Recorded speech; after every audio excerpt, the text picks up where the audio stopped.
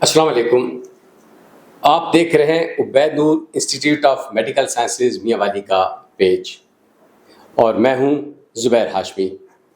اس وقت ہمارے ساتھ ایک بڑے خوبصورت پیارے نوجوان مہمان موجود ہیں اور ان کا تعلق بھی تعلیم کے شعبہ سے ہے.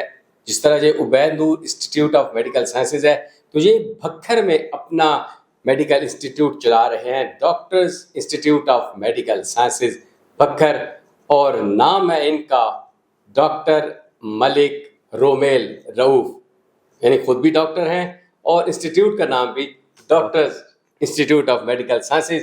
ڈاکٹر صاحب سر، آپ آج میاں والی آئے ہیں اور عبید نور انسٹیٹیوٹ آف میڈیکل سائنسز کا دورہ کیا ہے آپ نے. سب سے پہلے تو یہ بتائیے گا کہ یہ ادارہ آپ کو کیسے لگا ہے؟ سر سب سے پہلے تو آپ کا بہت شکریہ ہاشمی صاحب کہ آپ نے مجھے موقع دیا ہے بولنے کا. دوسرا، میں عبید نور ہاسپٹل میں آتے ہی پہلے تو اس کی انٹرنس پہ ہی میں بالکل حیران ہو گیا کہ میاں والی، جس میں ہمارا جو ایک امیج تھا نا میاں والی کو لے کے، وہ اتنا ایجوکیشن کے حوالے سے نہیں تھا. لیکن جب میں انسٹیٹیوٹ میں آیا اور میں نے دیکھا تو آئی واز لائک کہ اتنا خوبصورت انفراسٹرکچر، اینڈ اندر آتے ہی دل جو ہے وہ باغ باغ ہو گیا ماشاء اللہ. اور عبید نور ہاسپٹل کو، اور عبید نور ہاسپٹل تو میں پہلے تھوڑا ان کے ساتھ آنا جانا تھا کیونکہ میں خود میڈیسن سے ریلیٹڈ ہوں، لیکن جو ان کا انسٹیٹیوٹ ہے اس کو میں نے پہلی دفعہ وزٹ کیا ہے، جو مجھے بے حد بہت اچھا لگا ہے. جی شعبے مختلف آپ نے. جو انسٹیٹیوٹ کے پرنسپل صاحب تھے انہوں نے ہمیں پورا انسٹیٹیوٹ وزٹ کروایا، جس میں ہم نے ڈفرینٹ ڈپارٹمنٹس کو وزٹ کیا ہے، جس میں جو مین ڈپارٹمنٹ تھا وہ آپ کا بی ایس نرسنگ کے حوالے سے تھا، اس کو ہم نے وزٹ کیا. اس کے علاوہ پی ایم ایف کے ڈفرینٹ کورسز تھے، اس کے تمام ڈپارٹمنٹس کو وزٹ کیا. جو میرا مین فوکس تھا، جس کے حوالے سے آج میرا وزٹ بھی ہوا ہے، وہ ڈی پی ٹی ڈپارٹمنٹ تھا. اس کو وزٹ کیا، اس کو وزٹ کر کے اس کے لیبس دیکھ کے، انفراسٹرکچر دیکھ کے، لیب کی اکوپمنٹس دیکھ کے ماشاء اللہ بہت زیادہ ہم اپریشیٹ کریں گے جو اس کالج کے، اس انسٹیٹیوٹ کے جو آنر ہیں ڈاکٹر کیسر عبید صاحب. ان کے ساتھ ہمارا پہلے بھی رابطہ رہتا ہے میڈیکل ٹرمینالوجی کے حوالے سے. وہ ایک بہت ہی جانے مانے معروف اینستھیٹسٹ بھی ہیں. میں خود ای این ٹی کی فیلڈ سے ریلیٹڈ ہوں، E N T specialist working in Bhakkar at Tahir medical centre. تو اس حوالے سے، سرجری کے حوالے سے تو ان کے ساتھ ملاقات رہتی تھی، لیکن ان کا یہ ویژنری انسٹیٹیوٹ دیکھ کے بے حد خوشی ہوئی ہے ماشاء اللہ. تو جو آپ کا بھکر کا ادارہ ہے جی اور یہ ادارہ آپ نے دیکھا ہے، کیا فرق لگا ہے؟ کیا آپ سمجھتے ہیں کہ یہاں کس قسم کی بہتری کی ضرورت ہے، اور آپ اس کو دیکھ کے اپنے ادارے میں کیا کہیں گے کہ اس کو کس طرح سے اور کوئی تبدیلیاں لائی جائے؟ بالکل، آپ کی بہت ہی اچھی بات ہے. اچھا، اس میں نا تھوڑی سی ایک چینجنگ، میں آپ کی بات کی وضاحت بھی کروں گا اور آپ کو تھوڑا سا جو ہے وہ بتاؤں گا کہ میرا جو سینیریو تھا ہمارے بکھر میں آلریڈی، آپ کو ایز یو نو کہ انسٹیٹیوٹس کام کر رہے ہیں آلریڈی، ٹھیک ہے. جو میرا مین فوکس تھا وہ تھا کہ آپ کو ایسے پتہ ہے جیسے ہمارے ملکی حالات ہیں نا، تو ہمارے جو پر منتھ کی جو فیس ہوتی ہے نا، اس سے زیادہ بچوں کو ٹریولنگ کاسٹ پڑتی ہے، ٹھیک ہے. تو اب میں جب انسٹیٹیوٹ بنانے کی طرف جو سوچا تھا، میں نے آج سے 1.5 سے 2 سال پہلے، تو میں نے اپنے انسٹیٹیوٹ کی جو لوکیشن ہے اس کو جو ہے وہ ناپنے کے لیے، اس کو سلیکٹ کرنے کے لیے مجھے کم از کم 2 سے 3 مہینے کا گراؤنڈ ورک اپ کرنا پڑا ہے، ٹھیک ہے. اس میں ہم نے جگہ دیکھی، پھر ہم نے جب ناپ کی، ہمیں جو ایک اچھی کشادہ کھلی جگہ ملتی تھی وہ ہمیں شہر کی ٹیریٹری سے باہر ملتی تھی، لائک 7 کلومیٹرز اوے، 8 کلومیٹرز اوے، 10 کلومیٹرز اوے. تو ہم نے کہا ہے کہ ہمارے جب سٹی کے بچے جاتے تھے، اب فار ایگزامپل ہمارے کسی جو ہے وہ پروگرام کی فیس ہے وہ 4,000 5,000 پر منتھ ہے یا 10,000 پر منتھ ہے، تو اس کی travelling cost 11,000 to 12,000 per month پڑ رہی تھی، جو رکشہ والا ان سے لیتا ہے، کیونکہ پیٹرول کے آپ کو سارے جو ہے سرکمسٹانسز کا پتہ ہے. تو پھر اس پہ میں نے ایک فیصلہ لیا تھا کہ میں نے بکھر سٹی کے مڈ میں بنانا ہے اپنا کالج. صحیح. تو اس پہ میں نے بکھر کی ایک بڑی مین چوک ہے اس کو سلیکٹ کیا. وہاں پہ ایک بہت بڑا پلازا ہے 3 to 4 کنالز پہ، عبید پلازا. اس کو میں نے لوکیٹ کیا، پھر اس کو میں نے پورا ایک انسٹیٹیوٹ میں ڈھالا، چینج کیا. وہ 3 سٹوری جو ہے وہ پورا انسٹیٹیوٹ ہے، اس کو میں نے پیرا میڈیکل کالج میں کنورٹ کیا ہے، جس کا آپ نے ذکر پہلے کیا ہے، doctor institute of medical science. اس کا مختصر ایبریویشن ڈمس ہے، ڈمس کالج بکھر کے نام سے بکھر میں بڑا مشہور ہے.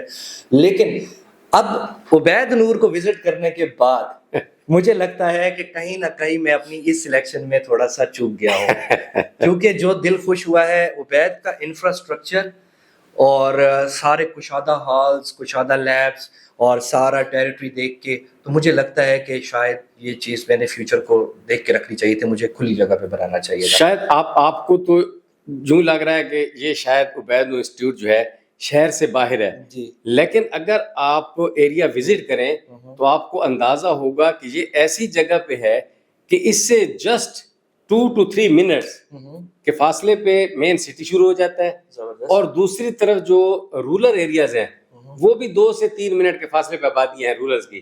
یعنی یہ ایک طرح سے کہہ لیں سٹی اربن اور رورل کا جنکشن ہے. یہ جنکشن ہے اور یہ مجھے دیکھنے سے اندازہ ہوا کہ یہ 2-3 سال کے اندر ہب بن جانا ہے، بالکل سینٹر میں آ جانا ہے، کیونکہ ابھی تھوڑا سا آبادی پھیلتی جا رہی ہے. ایگزیکٹلی. ٹھیک ہے. اور آپ نے ساتھ قریب میں سرگودا موڑ جب سلطان ذکریہ چوک کہلاتا ہے اس کی بھی دیکھو گے خوبصورتی. تو جی بالکل یہاں پہ جو کمرشل ایریاز بھی بنتے جا رہے ہیں. اچھا آپ اس کی لیبس کی بات کر رہے تھے، مختلف لیبس آپ نے وزٹ کی، کیا سمجھتے ہیں اس کی تمام تر ضروریات پوری کرتا ہے یہ اس ادارے کے بعد سے؟ کیونکہ آپ خود بھی تو اسی شعبے سے ہیں. بالکل پوری کرتا ہے سر. ہمارا جو مین فوکس ہوتا ہے نا وہ ہم نے اکوپمنٹس کو دیکھنا ہوتا ہے جو لیبس میں ہم جاتے ہیں. میں نے جیسے کہ آپ کے پرنسپل صاحب نے ہمیں وزٹ کروایا، سی او صاحب نے وزٹ کروایا، تو ہم نے پہلے جاتے ہی ہم نے انسٹیٹیوٹ کا ایک تو پہلے انفراسٹرکچر دیکھا، اس نے اپنے کرائٹیریا کو جو ہے نا کرائٹیریا کو میٹ کرنا ہوتا ہے. دوسرا انفراسٹرکچر کے ساتھ جو ہے انسٹرومنٹس کو دیکھنا ہوتا ہے، اکوپمنٹس کو. تو میں نے آپ کی اسکل لیب کو بھی وزٹ کیا ہے، اناٹمی لیب کو بھی کیا ہے، فارماکوگنوسی لیب کو بھی کیا ہے، فارماسیوٹکس کو بھی کیا ہے. تو مجھے تو نہیں لگتا کہ ایز پر رول یا ایز پر کرائٹیریا اس میں کوئی کمی پیشی ہے. ایون مور ہے، کیونکہ میں نے نرسنگ کا دیکھی ہوئی ہے لیبس، اس میں 3 to 4 بیڈس کی جو ہے وہ ریکوائرمنٹ ہوتی ہے، آپ کے پاس 10 پڑے ہیں. تو اسی طریقے سے جو انکیوبیٹرس وغیرہ ہیں یا بیبی وارمرس ہیں، کیونکہ وہ پیڈس میں بڑا ایک امپورٹنٹ رول پلے کرتے ہیں، کارڈک مانیٹرز ہیں، وہ آپ کے پاس ایک ایز پر کرائٹیریا سے بہت زیادہ ہے. تو مجھے بڑی خوشی ہوئی ہے دیکھ کے. آپ نے جس طرح شروع میں کہا کہ خاص طور پہ آپ ڈی پی ٹی کے حوالے سے یہاں پہ دیکھنا چاہ رہے تھے چیزیں، تو ذرا اس ڈپارٹمنٹ کو اپنی نظر سے بیان کیجئے. ہاں جی. اس ڈپارٹمنٹ کو خاص طور پہ آپ نے کیسا پایا دیکھا؟ سر تھوڑی سی ڈی پی ٹی کے بارے میں میرا بڑا شروع سے ہی دل تھا کہ میں بات کروں، اور جیسا ہاشمی صاحب آپ نے مجھے موقع دیا ہے تو میں تھوڑا سا اس پہ ایلوبریٹ کرنا چاہوں گا. وہ یہ ہے کہ سر ہمارے علاقے میں پہلے تو ڈی پی ٹی کی اویئرنیس ہی نہیں ہے، سب سے جو مین چیز ہے. آپ یقین کریں کہ being a surgeon, being a medical profession, ہمیں اپنے جو پیشنٹس ہیں ان کو خود ایز اے ڈاکٹر اویئر کرنا چاہیے. ہم ڈاکٹر اویئرنیس دیں گے تو ان کو آگے پتہ چلے گا. آپ آگے جائیں، آپ فورن میں جائیں یا آپ یورپین کنٹریز میں جائیں یا آپ گلف کنٹریز میں جائیں، تو آپ یقین کریں گے کہ فزیو تھراپی کے اوپر جتنا سرجن ریلائی کرتا ہے وہ اتنا اپنی میڈیسن کے اوپر بھی ریلائی نہیں کرتا. ٹھیک ہے. آپ سب سے پہلے تو اس کے سیشنز کے اوپر بچوں کو اویئر کرتے ہیں، ٹھیک ہے، کہ ڈی پی ٹی ہے کیا، what is doctor of physical therapy. ٹھیک ہے. مین چیز تو وہ ہے نا کہ پیشنٹ کو پتہ ہونا چاہیے اور ڈاکٹر کو بھی اپنے پروفیشن کے بارے میں پتہ چلے. اب ہمارے سائڈ پہ کیا سین ہے، بچے کا admission M B B S میں نہیں ہوا، بی ڈی ایس میں نہیں ہوا، بی ایس این میں نہیں ہوا، تو وہ اپنی 4th یا 5th choice D P T کو رکھتا ہے، فرسٹ چوائس کیوں نہیں رکھتا؟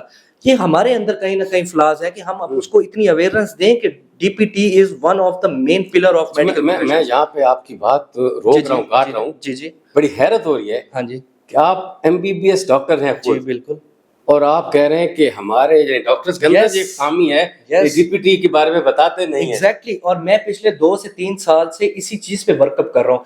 ہمارے بہت اچھے نیورو سرجن ہیں بکھر میں، میں نے ان کے ساتھ 6 to 7 منتھ کام کیا ہے، کیونکہ ہمارے کالج مجھے نیورو کا شوق تھا اور میری فیلڈ ای این ٹی سے ریلیٹ کرتا ہے، ہیڈ اینڈ نیک.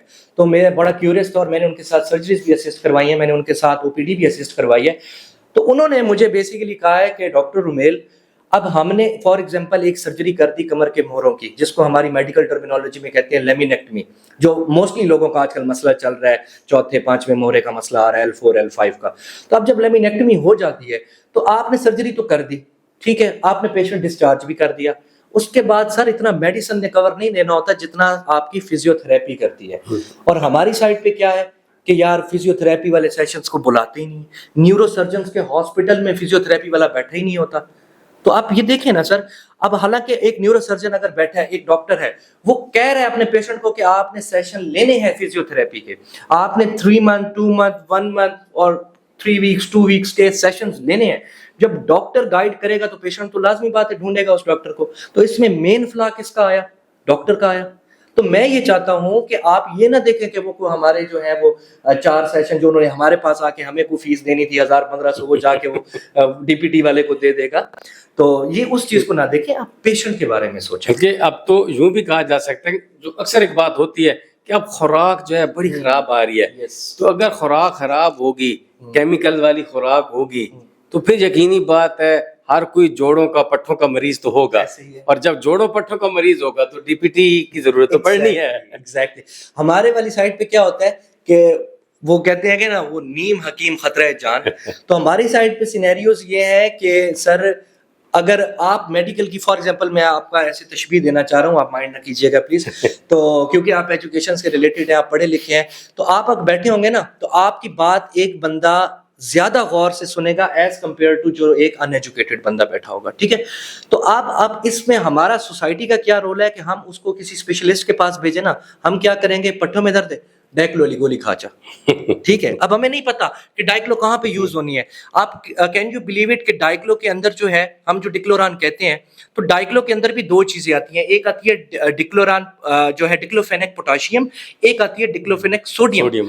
جو ہارٹ کے پیشنٹ ہوتے ہیں اس میں آپ کا جو ڈکلوفینک سوڈیم ہے وہ ریزسٹنٹ ہوتا ہے, آپ نے اس کو پوٹاشیم جو ہے وہ پرسکرائب کرنی ہوتی ہے. لیکن ہمارے مائنڈ میں کیا بنا ہوا ہے کہ ڈائکلو دینی ہے, ہم 180 بی پی والے کو, ہائپر ٹینشن والے کو, ایون کہ کیبج والے کو بھی لکھ کے دے دیتے ہیں ڈائکلو. تو مسئلہ یہاں پہ ہے کہ اویئرنیس, لیک آف اویئرنیس, اور اس میں ہمارا ایجوکیٹڈ طبقے کا بھی ایک بہت بڑا رول ہے. تو اسی طریقے سے ہم اگر اپنے ڈاکٹرز کو دیکھیں, ہمارے ڈاکٹرز میں جو بہت بڑا فلا ہے وہ یہ ہے کہ ہر شاید مریض آپ چاہ دیکھوں تیل گرم کر کے تھوڑی سی مالش کر لیں. اب فار ایگزامپل میری ای این ٹی کی فیلڈ ہے, اب میرے پاس ایک معدے کا مریض آ گیا, میں اکثر یاری کو نہیں ونجڑنے بڑا, ٹھیک ہے, آپ کی آڈینس سرائکی سمجھتی ہوگی, تو یہ کو نہیں ونجڑنے بڑا, تو یہ میرا ان ایتھیکل بیہیویئر ہے. مجھے چاہیے, اور ایون یہ چیز جو میرے بکر سے ریلیٹڈ لوگ دیکھ رہے ہوں گے, جہاں میں پریکٹس کرتا ہوں طاہر میڈیکل سینٹر پہ, مجھے تقریباً الحمدللہ 1.5 سے 2 سال ہو گیا as an E N T specialist میں وہاں پہ کام کر رہا ہوں. میں نے کبھی اپنی فیلڈ سے ہٹ کے مریض نہیں دیکھا, ایون آلدو آئی ایم MBBS, مجھے پڑھایا گیا ہے, جرنل مجھے پتہ ہے, لیکن مجھے اس کے کانسیکوینسز کی اتنا ڈیپلی نہیں پتا جتنا مجھے اپنے ای این ٹی کے بارے میں پتا ہے. تو میرے پاس اگر کوئی پیشنٹ آ جاتا ہے, گیسٹرو سے ریلیٹڈ آ جاتا ہے, نیورو سے ریلیٹڈ آ جاتا ہے, کارڈیو سے ریلیٹڈ بہت آتے ہیں, تو میں ان کو ریفر کرتا ہوں. میں اس میں اپنی بالکل شرم نہیں محسوس کرتا, میں ان کے سامنے بیٹھ کے بھی ڈاکٹرز کو کال کر دیتا ہوں. میرے پاس ایک ریسنٹلی پیشنٹ آیا تھا نیفرو سے ریلیٹڈ نا, تو اس کے ایئر کا تھوڑا سا ایشو تھا, اس کے کان کے اندر سے نا پانی آ رہا تھا, تو وہ اس نے چیک کرایا نا, تو میں نے جب اس کی پچھلی رپورٹس دیکھی تو اس کی نا CKD کہتے ہیں کرونک کڈنی ڈیزیز, مطلب اس کا جو ہے وہ کڈنی بالکل ہی فیلئر کے مقام پہ تھی, اور اس کا گریڈ 4 تھا, اور ینگ پیشنٹ تھا, 33-32 ایئرز ایج تھی. تو اس کا جب میں نے CKD دیکھا نا, تو اب مجھے پتا تھا کہ میں اس میں کوئی اور اینٹی بایوٹک پرسکرائب نہیں کر سکتا, آلدو کہ اس کو اینٹی بایوٹک کی ضرورت ہے. اب مجھے یہ بھی تھا کہ اس میں CKD میں ایک سالٹ ہے 3rd جنریشن سیفیلوسپورین سیفوڈاکسم, میں وہ پرسکرائب کر سکتا ہوں, لیکن چونکہ میں کنفرم نہیں تھا اور پیشنٹ CKD کا تھا, ینگ پیشنٹ تھا, میں نے پرسکرائب کرنے سے پہلے اس کے سامنے میں نے کہا کہ میں نیفرو سے اوپینین لے لوں. میں نے کال کی, اپنے ہمارے بہت اچھے نیفرولوجسٹ ہیں ڈاکٹر شہزاد لیل صاحب, میرے بڑے بھائی ہیں, انہوں نے میری فرسٹ کال پہ اوپر پک کی, ان سے میں نے بات کی, انہوں نے کہا جی ڈاکٹر رومیل آپ پرسکرائب کر سکتے ہیں. تو اس میں میری کوئی شان میں گھاٹا نہیں آیا, لیکن مریض کا فائدہ ہو گیا. تو اب اس نے بھی بڑا وہ خوش ہوا, حالانکہ اس کو یہ بات وہ کرنی چاہیے تھی کہ ڈاکٹر آندھی کوشش نہیں, ہر چیز آتی ہوتی ہے لیکن اس کو کنفرم, کیونکہ ہم بھی انسان ہیں, کہیں نہ کہیں ہمیں بھی چیزیں وہ مینیپولیٹ ہو جاتی ہیں. تو یہ سارا سینیریو ہے کہ اس ساری چیز میں ہمارے ایجوکیٹڈ طبقے کا, ہمارے ڈاکٹرز حضرات کا, ہمارے اساتذہ کا بہت بڑا رول ہے, کیونکہ ہمارے جو پیشنٹس ہوتے ہیں وہ معصوم ہوتے ہیں. میں اپنے پیشنٹس کو کیا کہتا ہوں, یہ انوسنٹ پیپل ہیں, ان کو ہم جس طرف گائیڈ کریں گے یہ اسی طرف گائیڈ ہوں گے. تو یہ گائیڈ کرنے کی بات آئی تو گفتگو کو سمیٹتے ہوئے جی ذرا اسی طرف آتے ہیں کہ اگر کسی بچی کا MBBS میں ایڈمیشن نہیں ہوا, BDS میں نہیں ہوا, جس طرح آپ نے پہلے بھی بات کی ہے, تو یہ جو دیگر ریلیٹڈ ڈپارٹمنٹس بن جاتے ہیں, نرسنگ کا ہو گیا, DPT کا ہو گیا, MLT کا ہو گیا, تو ان کے بارے میں آپ اب آخر میں مجموعی طور پہ کیا کہیں گے بچوں کو؟ یہ بڑی اچھی بات کی آپ نے. ایون کہ جو میں نے اپنا انسٹیٹیوٹ بنایا تھا اس کے پیچھے بھی مین ریزن یہی تھی, وہ یہ تھی کہ میں ہر اپنی اسپیچ میں اپنے بچوں کو یہی کہتا ہوں کہ جو پیرامیڈیکل سٹاف ہے نا، اس سارے جو آپ بتا رہے ہیں MLT BSN، یہ سارے یہ پیرامیڈیکل کی زمرے میں آتا ہے، اور اس کو ہماری ایک پوری کونسل ہے الائڈ ہیلتھ کونسلز، وہ ڈیل کرتی ہے. بات کو شارٹ کرتے ہوئے میں آپ کو یہ کہوں کہ میں اپنے ہر اسٹوڈنٹ کو کہتا ہوں you are the main pillar of an hospital. ایک ہاسپٹل اپنے پیرامیڈیکل سٹاف کے بغیر نہیں چل سکتا. جتنی ایک ورتھ ایک پراپر ڈاکٹر MBBS کنسلٹنٹ کی ہوتی ہے، اتنی ہی ورتھ اس کے سٹاف کی ہوتی ہے. آج آپ کے ہاسپٹل سے پیرامیڈیکل سٹاف نکال دیں، آپ بڑے سے بڑا ٹرشری کیئر، چھوٹے سے چھوٹا کلینک چلا کے تو دکھائیں ذرا. میرے ساتھ میرا OTA نہیں ہے، میرا اسسٹنٹ نہیں ہے، میں اس طرح سمجھتا ہوں کہ میں مشتمند ہو گیا ہوں، مجھ سے کام نہیں ہوتا. ٹھیک ہے. اور دوسری چیز ہماری جو مین چیز آتی ہے وہ یہ آتی ہے کہ بچوں میں ہوتا ہے آپ تو ایڈے پیسے کما کے دیں، سانو تھوڑا ملتا ہے. اس میں بھی میں آپ کو بچوں ایک بات بتا دوں جو میرے پیرامیڈیکل اور ہیلتھ الائڈ ہیلتھ کے سن رہے ہیں، کہ be the best version of yourself. اپنا بیسٹ دیں گے تو آپ کے پیچھے عوام ہوگی. اس پہ ایک چھوٹی سی مثال ہے. سر میں نشتر ہاسپٹل میں تھا ENT وارڈ نمبر 2 میں، تو ادھر ہمارے ایک تھے OTA، ان کا نام تھا حبیب بھائی. شاید حبیب بھائی آپ سن بھی رہے ہو. تو آپ یقین کریں کہ ان کے پاس میں کہتا ہوں کہ صرف اور صرف ڈگری کی کمی تھی، ورنہ وہ بڑے سے بڑے کنسلٹنٹ کو بھی میٹ کر سکتا تھا سرجری میں بندہ. ایون کہ ہمیں کسی چیز کی سمجھ نہیں آ رہی ہوتی تھی نا، تو ہم پروفیسر یا SR سے نہیں پوچھتے تھے کیونکہ بےزتی ہوگی. ہم حبیب بھائی کو کہتے تھے حبیب بھائی یہ تو بتائیں.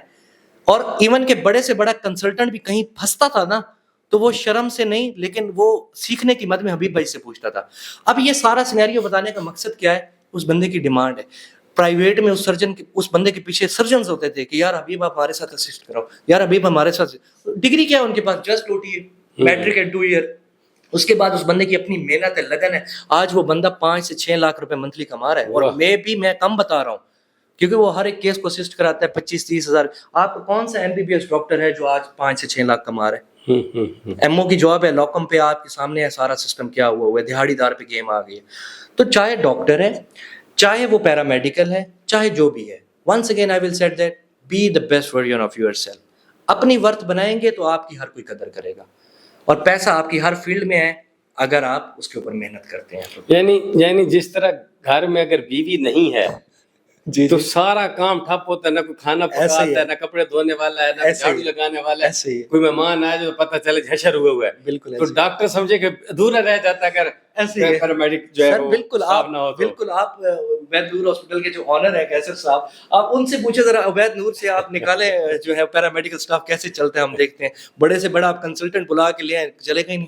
آخر میں ذرا یہ بتائیے گا کہ جو آپ کا انسٹیٹیوٹ ہے doctor institute of medical sciences, اس میں کون کون سے کورسز آپ سر؟ اس پہ ہمارے پاس جو ہے وہ PMF کے ریلیٹڈ کورسز ہیں، جس میں ہمارے پاس 7 ٹیکنیشین پروگرام ہے. جو میرا مین فوکس تھا ڈسپینسر، OT ٹیکنیشین، آپتھمالوجی ٹیکنیشین ہے، ڈائلائسس تو خیر نہیں ابھی اسٹارٹ کیا، اس میں ہمارے پاس اتنی جگہ یا اویلیبلٹی نہیں تھی، لیکن یہ ہے کہ ڈینٹل ٹیکنیشین ہے، MLT ہے، اور اس کے علاوہ جو ہے OT ٹیکنیشین ہے. یہ ہمارے PMF سے ریلیٹڈ کورسز ہیں. اس کے بعد جیسے آپ نے ذکر کیا تھا DPT، وہ میرے پاس ہے، 5 ایئرس پروگرام ہے. اس کے علاوہ میرے پاس نرسنگ کے کورسز ہیں جس میں LHV، CNA، CNW ہے، اور میرے پاس فارمیسی کیٹیگری B ہے. اور باقی بھی انشاءاللہ تعالی ہماری انسپیکشنز چل رہی ہیں.